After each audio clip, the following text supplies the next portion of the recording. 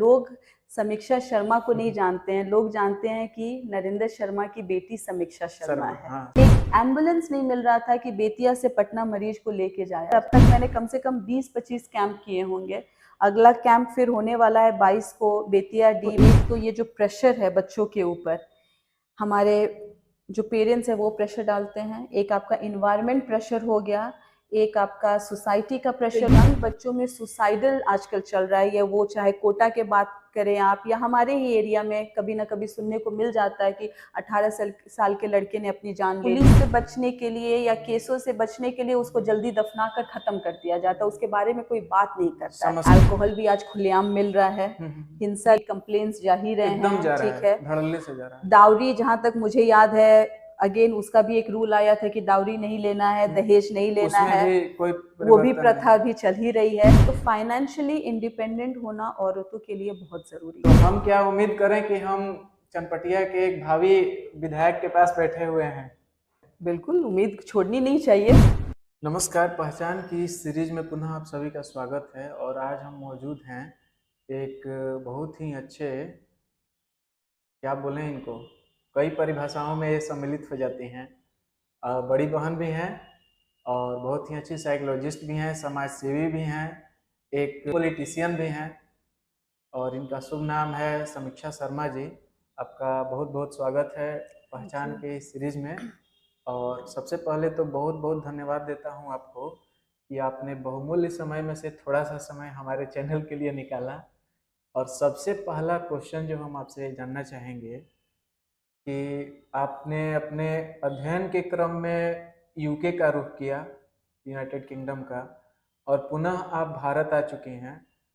तो एक मिट्टी से जो जुड़ाव कहें, एक तरफ पढ़ाई करना, एक तरफ पेशा को देखना, पुनः यहाँ आके रहना, ये क्रम क्या है, क्या कहना चाहेंगे इसके बारे में? सभी व्यूअर्स को मेरा प्रणाम और आपको बहुत बहुत धन्यवाद कि आप ने मुझसे कांटेक्ट किया और मुझे ये मौका दिया कि मैं अपनी सोच को आप लोगों के सामने साझा कर सकूं। जो आप मेरी जर्नी के बारे में बोल रहे हैं, मेरे पिताजी जो अब इस दुनिया में नहीं रहे हैं, स्वर्गीय नरेंद्र कुमार शर्मा, वो जनपटिया विधानसभा एंड बेतिया से काफ़ी नज़दीकी से जुड़े हुए थे और बहुत काम भी किया उन्होंने इस क्षेत्र में। और अचानक वो हमें छोड़कर चले गए, तो कहीं ना कहीं वो एक दर्द है, एक दुख है कि उनका सपना पूरा नहीं हो सका। और जो आप बोल रहे हैं कि अपनी मिट्टी से लगाओ, तो भले हम लोग बाहर में पढ़ाई किए या रहे, लेकिन परवरिश यहीं से हुई है। हम लोगों के जो सगे संबंधी हैं वो यहीं पे है, मेरा जो हम लोगों का बिजनेस, घर सब यहीं पर है। तो कहीं ना कहीं अब इस पे मुझे विश्वास होने लगा है कि जो मिट्टी की खुशबू है वो लोगों को खींच कर ला ही देती है। और आई थिंक कि उसका बहुत बड़ा उदाहरण हूँ मैं, कि दूर रहते हुए लड़की होकर दूसरे घर में जाकर आज देखिए कि मैं आकर अपने वापस अपने मिट्टी के लिए बैठी हुई हूँ और काम कर रही हूँ। तो ये मेरा सौभाग्य है।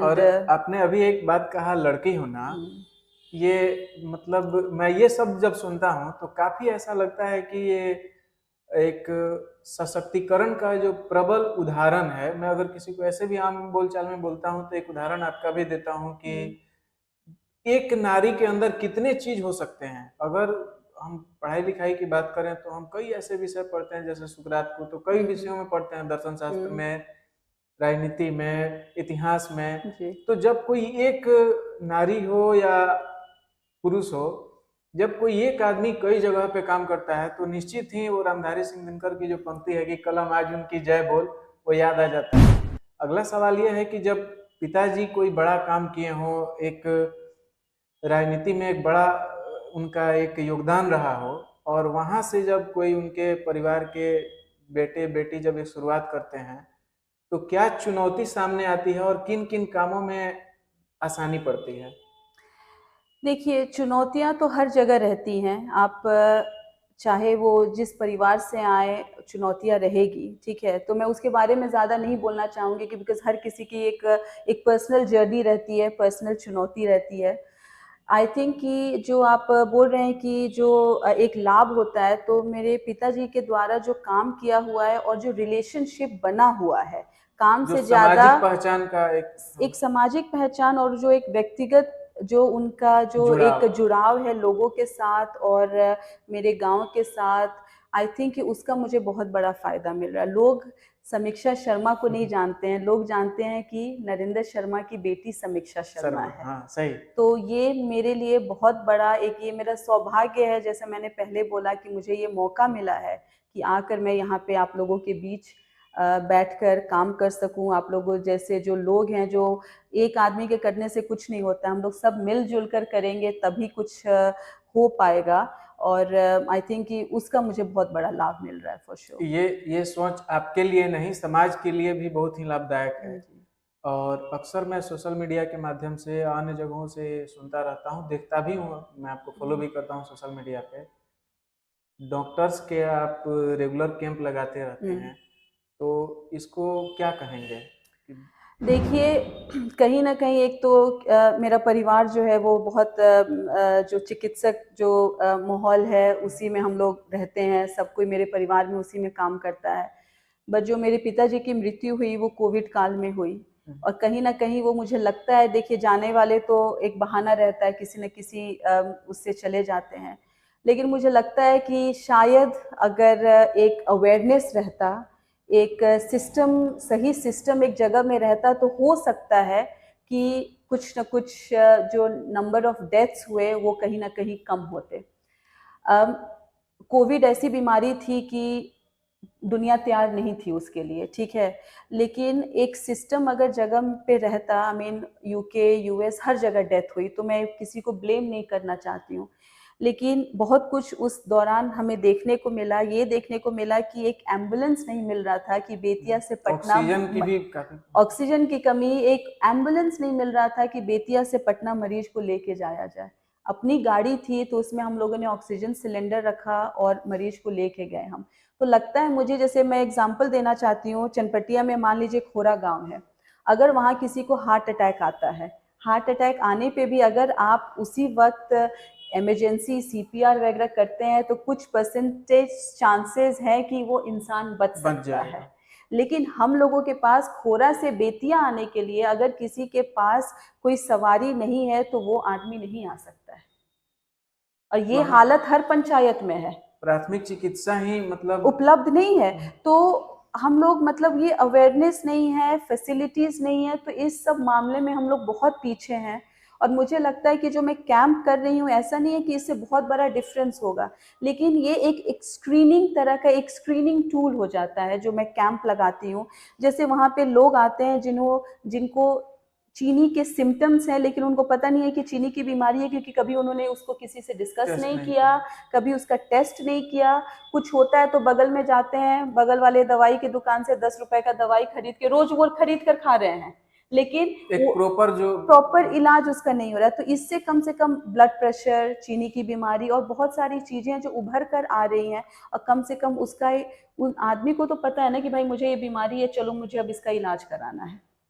तो ये एक शुरुआत है जो कि बहुत छोटे लेवल पे शुरुआत है, लेकिन ये मेरा विजन है कि भाई इसको मैं करती रहूं, और इसीलिए मैं रेगुलर, अब तक मैंने कम से कम 20-25 कैंप किए होंगे। अगला कैंप फिर होने वाला है 22 को बेतिया डी में। तो ये मेरी कोशिश है कि चनपटिया के हर पंचायत में, हर गांव में ये कैंप लेके जाऊं मैं। इवन जैसे आई कैंप चलता है, ऑल्दो ये चल रहा है आपका जो छपरा के संस्था हैं, लेकिन बहुत लोग हैं जो कि गांव से चुहड़ी नहीं आ पाएंगे, या जहाँ पे वो कैंप लग रहा है वहां नहीं आ पाते हैं, तो कम से कम हम लोग ये कैंप को गांव गांव तक पहुंचा रहे हैं। तो आशा है इसी को लेकर गाड़ी वहां तक जाती है। गाड़ी वहां तक जाती है। बहुत अच्छी बात है। आप लोग मतलब, मैं अपने दर्शकों से भी कहना चाहूंगा, इससे बेहतरीन पहल कुछ हो नहीं सकता। ये काबिले तारीफ है। बिल्कुल, इसके लिए बहुत बहुत ईश्वर आपको और शक्ति दे कि ये घर घर तक ऐसा प्रयास हो, और आप लोग भी जागरूक बने, किसी के प्रयास को सराहें और सीखें कि उससे आप क्या सीख सकते हैं, उसका लाभ कैसे ले सकते हैं। बिल्कुल। अगला क्वेश्चन ये है कि आप एक कुशल मनोवैज्ञानिक भी हैं, साइकोलॉजिस्ट भी हैं, तो यूके में साइकोलॉजिस्ट का क्या रोल है, और भारतीय जो चिकित्सा तंत्र बना है या सामाजिक समस्याएं हैं, वहां पे एक मनोवैज्ञानिक का क्या रोल है?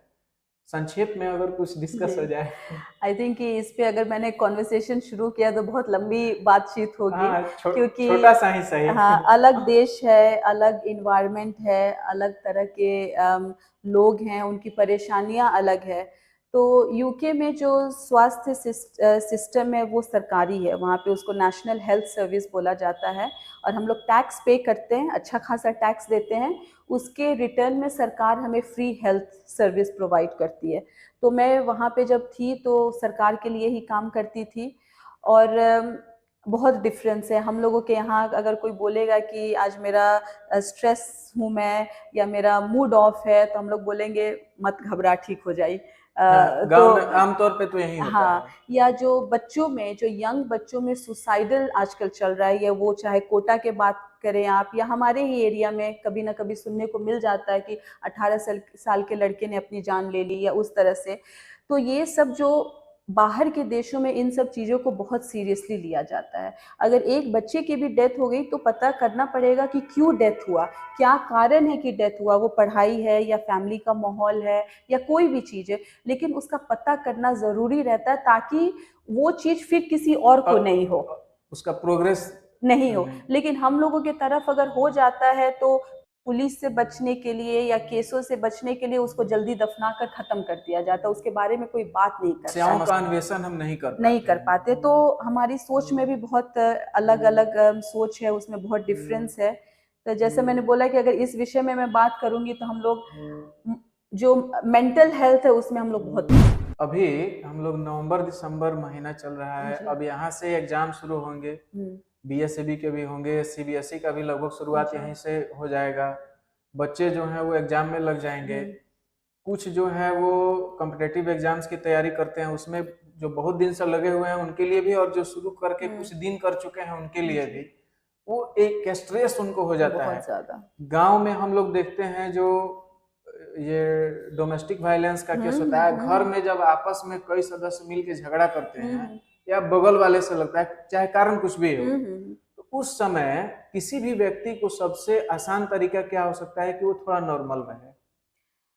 देखिए, अलग अलग सिचुएशन में अलग अलग उपाय रहते हैं करने के लिए। जैसे बच्चों का जो स्ट्रेस की जो आप बात कर रहे हैं, तो एक तो ये जो प्रेशर है बच्चों के ऊपर, हमारे जो पेरेंट्स है वो प्रेशर डालते हैं। एक आपका इन्वायरमेंट प्रेशर हो गया, एक आपका सोसाइटी का प्रेशर हो गया। जैसे मुझे याद है जब हम लोग छोटे थे, या जब मैंने 10th किया था, तो था कि जो बच्चे पढ़ने में तेज हैं वो साइंस लेंगे, ठीक है, उसके बाद उनसे जो कमजोर होगा वो कॉमर्स लेगा, और जो पढ़ने में तेज नहीं है वो आर्ट्स लेगा।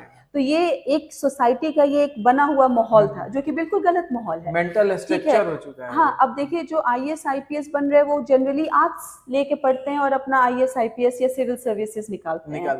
तो अपनी अपनी एक चॉइस होनी चाहिए। तो ये जो एक चीज करने से ये स्ट्रेस खत्म नहीं होने वाला है, लेकिन जो बच्चे हैं उनको मैं यही बोलना चाहती हूँ कि आप अपना बेस्ट दे सकते हैं, उसके आगे आप कुछ नहीं कर सकते हैं।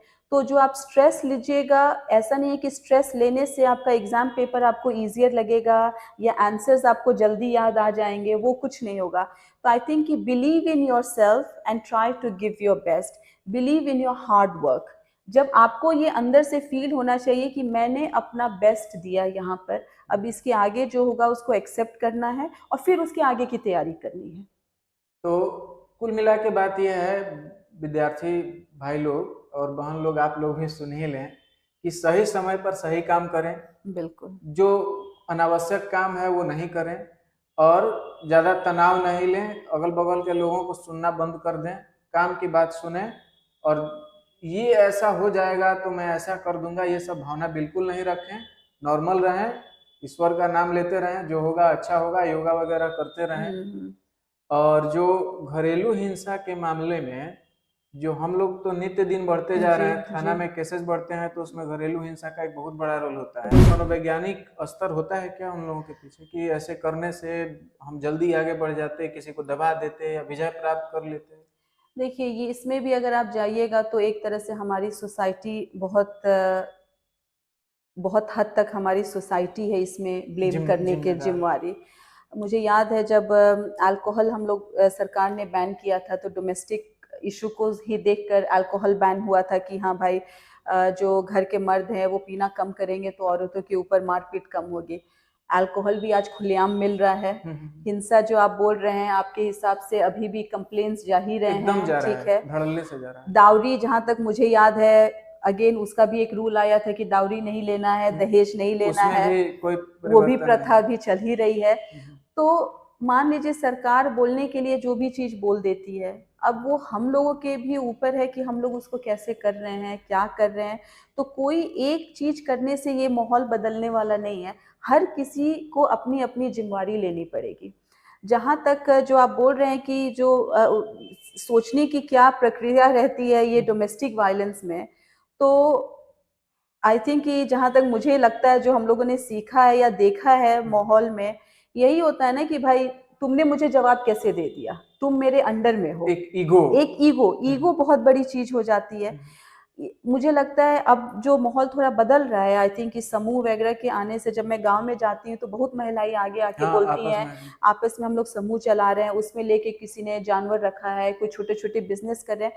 तो फाइनेंशियली इंडिपेंडेंट होना औरतों के लिए बहुत जरूरी है। वो खुद में आपको इतना एम्पावर कर देगी कि अगर आपके में, देखिए, किसी को रिस्पेक्ट करना और किसी का गाली सहना, उसमें फर्क है। मैं आपकी, अगर आप मुझे बड़ी बहन मानते हैं तो मैं आपको एक रिस्पेक्ट, आप छोटे हैं फिर भी मैं आपको एक रिस्पेक्ट दूंगी। बड़ी बहन होकर मैं आपको गाली गलौज करूं, वो बर्दाश्त करना, उसमें आप डिफ्रेंशिएट कर सकते हैं। तो औरतें जब तक फाइनेंशियली इंडिपेंडेंट नहीं रहेंगी, उनको रिस्पेक्ट देना और ये जो सहना होता है उसका डिफरेंस समझ में नहीं आएगा। क्योंकि आज अगर मुझे अपना मोबाइल टॉपअप कराना, उसके लिए भी मुझे अपने हस्बैंड के पास जाना पड़ेगा, मुझे अपने पापा के पास जाना पड़ेगा, मुझे अपने भाई के पास जाना पड़ेगा। लेकिन जब मैं फाइनेंशियली इंडिपेंडेंट हो जाऊंगी तो वो मेरे पास 300 रुपए रहेंगे अपना टॉपअप कराने के लिए। तो ये छोटी छोटी चीजें जो हैं ये आपको स्ट्रांग बनाती हैं। और मैं ये भी बोलना चाहूंगी कि फाइनेंशियली इंडिपेंडेंट होने का मतलब ये नहीं है कि आप अपने वैल्यूज भूल जाएं, आप अपने संस्कार भूल जाएं, आप अपने रिलेशंस भूल जाएं। वो सबको हम औरतें, एंड स्पेशली भारतीय महिलाएं, इसमें हम लोग बहुत एक हम लोगों का कद बहुत ऊपर है कि हम लोग सारी चीजें करते हुए भी अपने परिवार को लेकर आगे बढ़ सकते हैं। और मैं फिर एक बार अपना ही उदाहरण देना चाहूंगी कि मेरी परिवार यूके में है, बेतिया में है, पटना में है, और इन सब किसी को मैनेज करके चलना आसान नहीं रहता है। लेकिन मुझे मालूम है कि महिलाओं में ये रहती है क्षमता कि हम लोग ये कर सकते हैं। And I just again and again, मैं जितने मम्मी पापा हैं उन लोगों से मैं बोलना चाहूँगी कि आप दावरी के लिए पैसे रखना छोड़िए, आप अपने बच्चों को पढ़ाई में वो इन्वेस्ट करिए। That is the best investment of your life. और वो जो बच्चियां हैं वो जब कमाने लगेंगी तो आपको उनकी शादी की चिंता करने की जरूरत नहीं है, वो शादी खुद पे खुद हो जाएगा। और मतलब जीवन बन जाएगा, रास्ता ही बदल जाएगा, रास्ता बदल जाएगा। तो ये अननेसेसरी टेंशन लेकर पेरेंट्स जीते हैं कि बेटी हो गई है तो मुझे शादी का भार उठाना है। आप उनके पढ़ाई का भार उठा लीजिए, वो जिंदगी भर अपना भार उठा लेंगे। क्या बात है। पुनः आपसे कहना चाहूंगा कि जब भी कहीं घर में लड़ाई झगड़ा हो तो 2 सेकंड के लिए हार मान लेने में कोई बुराई नहीं है। और आदमी जब बड़ा होता है ना, वहीं हार मानता है। मैं इसमें एक घटना की चर्चा कर रहा हूँ। एक प्रोफेसर साहब है, मैं उनके पास बैठा हुआ था, तो वो बोल रहे थे कि जिसके पास लाइसेंसी राइफल होता है ना, वहीं गाली सुनता है, और जिसके पास छोटा कटुई होता है, कट्टा लेके घूमता है, वो गाली नहीं सुनता, वो टक से निकाल के मार देता है। तो मैं आपसे जरूर कहूंगा कि आप लाइसेंसी राइफल बनिए, वो कट्टा मत बनिए। कोई बोल दिया क्या हो गया, बोल दिया। तो ऐसा नहीं कि हमको क्यों बोल दिया, क्यों नहीं बोल सकता है, ठीक है वो बोल दिया, वहीं राजा रहे, हमको कोई दिक्कत नहीं है। लेकिन संस्कार और सम्मान के साथ रहें, स्वाभिमान को हमेशा जिंदा रखें। और स्वाभिमानी होने का अर्थ कभी भी अहंकार से नहीं है, अहंकार नहीं होता है। बिल्कुल। तो करने के लिए बहुत सारी बातें हैं, और हमारा भी कुछ बिजी शेड्यूल है, दीदी का भी कुछ बिजी शेड्यूल है। तो अंत में आपसे एक चीज और जानना चाहेंगे। आप चनपटिया क्षेत्र में बहुत अच्छा काम कर रहे हैं, इवन चनपटिया से बाहर के भी लोग आके लाभ उठाते हैं उस कैंप का। बेतिया डी में जो कैंप लगेगा वो तो चनपटिया से बहुत बाहर है, लेकिन पड़ता है चनपटिया में। लेकिन लाभ लेने के लिए तो कहीं से कोई आ जाएगा, आप तो नहीं रोकेंगे ना कि आप चनपटिया के नहीं है। तो हम क्या उम्मीद करें कि हम चनपटिया के एक भावी विधायक के पास बैठे हुए हैं। ये उम्मीद कर सकते हैं? बिल्कुल, उम्मीद छोड़नी नहीं चाहिए। हाँ, आप लोगों का दुआ बना रहे, आप सबों का आशीर्वाद चाहिए। जी। और हम ये उम्मीद करते हैं कि हम चनपटिया के एक भावी विधायक के पास बैठे हुए हैं, और मैं जहाँ तक उम्मीद कर रहा हूँ कि अभी ये छठ और दिवाली का मौसम है, तो I know that some of our friends are from abroad. What do you like to say that about the season of Chhath and Diwali? Well, I think it's not just celebrated in India. Indians are all over the world, and all the festivals, all the Indian festivals are celebrated all over the world. Even in UK, there is a big group of Biharis, and they celebrate Chhath. My बड़ी mummy वो भी रहती हैं UK में, and 2 साल पहले तक वो वहाँ पे छठ किया करती थी। तो वहाँ पे सारी महिलाएं इकट्ठा होती हैं, और वो ठेकुआ बनाना, खजूर बनाना, अर्घ देना सुबह का शाम का, सब उसी माहौल में किया जाता है। बट आई थिंक कि जो इंडिया में जो माहौल है, जो ये फेस्टिवल सीजन्स को लेके जो भीड़ दिखती है, जो दुकानें सजी रहती हैं, ये ऑब्वियसली बाहर में देखने को नहीं मिलता है। And I wish everyone a very happy Chhath, new year, Christmas, जितने भी त्यौहार आ रहे हैं सब आप अपने परिवार के साथ खुशी से मनाएं, और अपने आप का आप ख्याल रखिए, लुक आफ्टर करिए अपने आप को, एंड हमेशा कोशिश करिए कि सही काम करें हम लोग। आई थिंक कि दूसरों में बदलाव देखने के पहले अपने आप को बदलना बहुत ज़रूरी है, और जब हम लोग इंडिविजुअली हर कोई अपने आप को सुधारने लगेगा, अपने आप को देखने लगेगा, तो आई थिंक कि this world will be a much more better place to live, जिसके बारे में हम लोग घबराते हैं कि हमारे फ्यूचर जनरेशन का क्या होगा। तो अब हमारी तो ज़िंदगी जो होनी थी वो हो गई है, बट फ्यूचर जनरेशन के लिए हम लोग एक सुंदर दुनिया, सुंदर माहौल एक हम लोग छोड़ कर जा सकते हैं। So that's all. धन्यवाद, बहुत बहुत धन्यवाद बातचीत करने के लिए। और इन्हीं सब पावन स्मृतियों के साथ आज के बात को यहीं समाप्त करते हैं, इस निवेदन के साथ कि आप सबों का स्नेह यहाँ भी बना रहे और यहाँ भी बना रहे। और पुनः मिलते हैं पहचान की एक अगली सीरीज में किसी नए मेहमान के साथ। तब तक के लिए नमस्कार।